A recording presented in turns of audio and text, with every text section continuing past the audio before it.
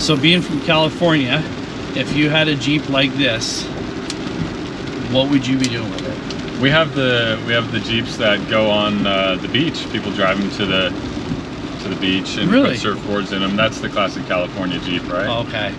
I mean, it does expose you to kind of what we're going to be talking today more about: corrosion and Right. you know, surface rust and salt and all other stuff you drive on. But that's the typical California Jeep. They actually were pretty popular out there, I think. Yeah.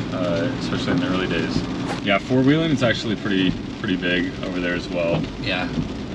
I have a few friends that do that as well with their Jeeps, and I mean, there's still plenty of room out in the mountains. People drive over to Big Bear, or you might hit a dirt road to the desert. There's plenty of off-road Right. vehicle Right.